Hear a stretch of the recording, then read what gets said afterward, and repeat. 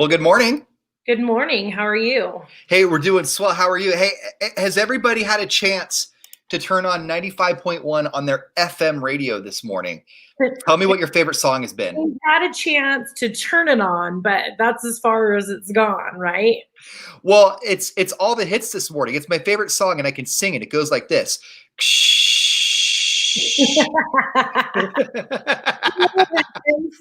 And then things that are already crazy with the pandemic and everything going on right now. I'm sure Yeah, yeah. some of our radio stations were down and they have to fix them all. Madden, I'm going to be real honest with you right now. I'm exhausted. I'm tired. I'm You and what? I'm exhausted. I'm tired, and I'm not a person of color, and I'm not somebody who is currently struggling right now. But with everything that's happening right now, I'm just tired right now. Like I don't understand how we keep taking all of these steps backwards. I know. I don't know if you heard or not, but the Lakers and the Clippers have pulled out of the NBA playoff bubble for good. They're not. The season, right? They're done for the season. That's it. They're done. They're not even going to go back. I believe the Bucks and the rest of basketball is going to follow suit or will follow suit today if they have not already. So the Milwaukee Bucks, which is where all the shootings have happened. They just refused to take the floor yesterday. It's crazy out there right now. Yeah. It's nuts. It's nuts. And then you got 17-year-old kids from Chicago with guns saying, "Hey, I'm going to go check it out too." It's what is happening right now. California is on fire. I have tarot cards. Do you really want to play? Because I have tarot cards. I know off the air I was telling you, I was like, we don't talk about like religion or anything, but I believe there's a higher power. I'm not sure what it is, but this year, if you don't know that there's one this year and they are pissed off, then I don't know who you are, Right.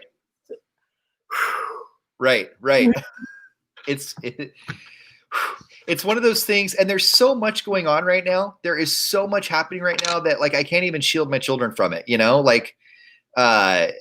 like my oldest is 10, your oldest is 10. So even if you monitor what the things that they watch, even if you look at all the things they look at, they're savvy. Okay. This is a TikTok generation. They know how to get around some of our stuff. So they're going to figure it out. So they're seeing this stuff and they're hearing about it, And so now you have to have these conversations with a 10-year-old that you didn't think you were going to be having right now.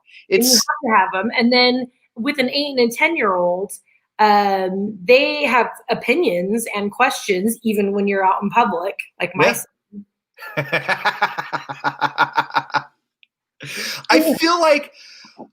I feel like your son is actually your karma, not Layla. I feel like Joey is. And here's why. Because Layla's very loud. And I don't mean that in a bad way. I mean, she's just like, I'm here and I am my mom and we're going to do the things and I've got a way that I'm going to do them and you're going to be on board with that or you're just not going to do them with me. Right? Yeah. Like I would kill to have that confidence. Okay. Joey is like, so that's how you're going to do that, huh? Yep. Okay. And let me ask you something. Do you think as a parent, that's the best way to do that? Yeah. And I want you to really think about your answer before you tell me. By the way, I'm 8. Oh, yeah. I told you how he's a Karen and he'll call management if his stuff isn't right or send food back.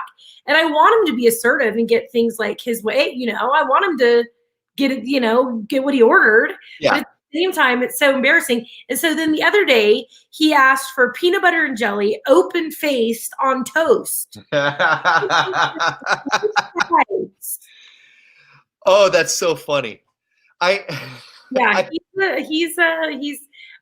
very smart. And that's the hardest thing is that he'll tell you that you're wrong. And he's usually correct.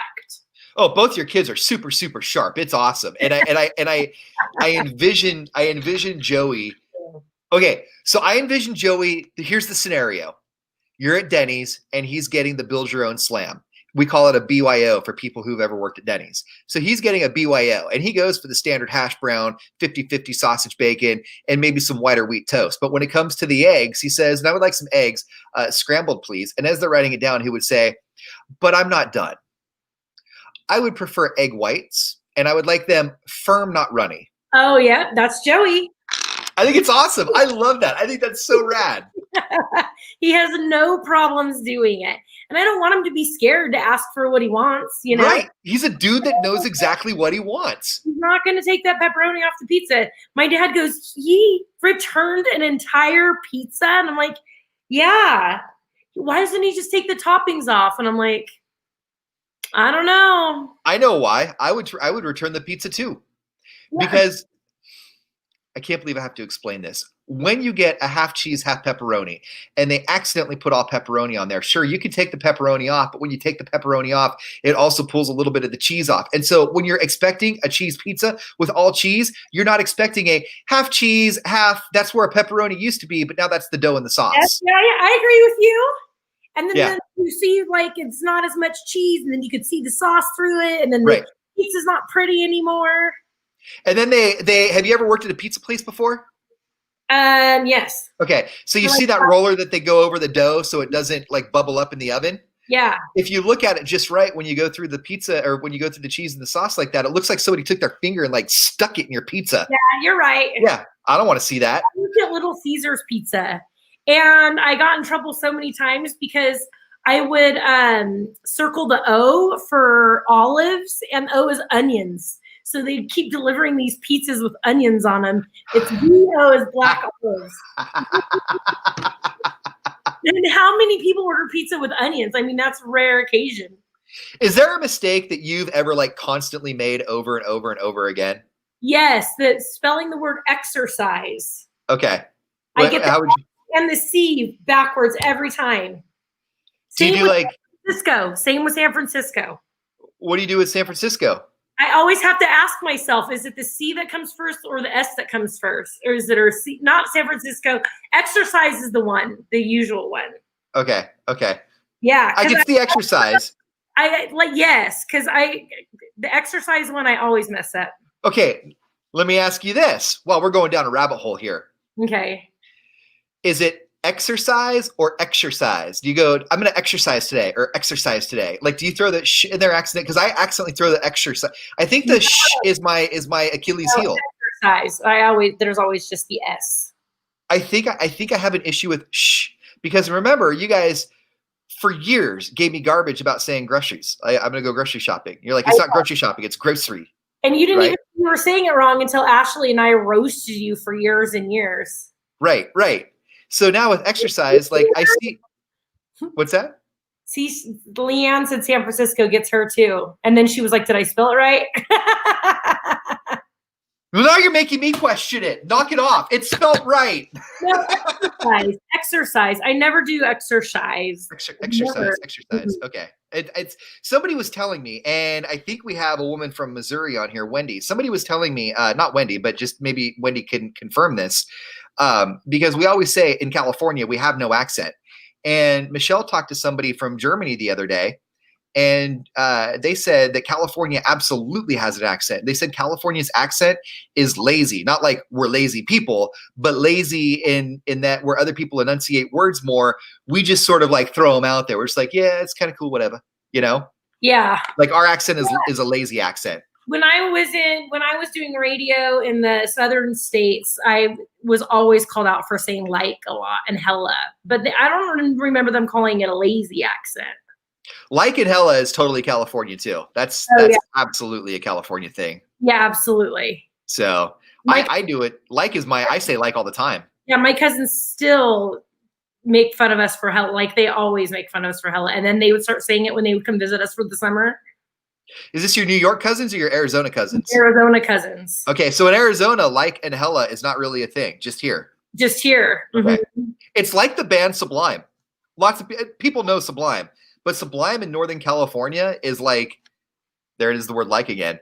I know. I even catch myself texting it out. And then I look at it and I'm like, well, the sentence doesn't make sense if I don't put like in there. Right. Exactly. We should challenge ourselves, not both, but we should alternate mornings where the other person does their best possible job to not say like at all. I don't think I can do it. I don't think I can make it through the morning. You don't think you could go 4 hours without saying like? No, I don't think I can. Okay. What about dude? Huh? What about dude? I could do before like. See, I don't think you could do dude. Like's my crutch. And if you don't know what a crutch is in the radio world, a crutch is something that you repeat over and over and over. That isn't really not like a catchphrase that is fun or anything. Just something that you say. Your fallback. Yeah, it's your fallback. It's your safety. It makes you feel good. For me, my crutch is and the word right and the word like. Right and like, yeah, like's one for sure for me. Yeah, and the thing is, like, I'll go back and watch, and I'll know what my crutches are, and I still do them. Yeah, me too. Me too. What do you have going on today? Tell me if you've heard this one. Distance learning. Oh yeah, yay. Actually, do you want to see something? I'm gonna put my headphones down for just 1 second. He's putting his headphones down for a second, so I guess it's to entertain you. Check all the messages from my man. This guy, the ex-husband. Swipe left. There you are. Hi, it's me, Ian.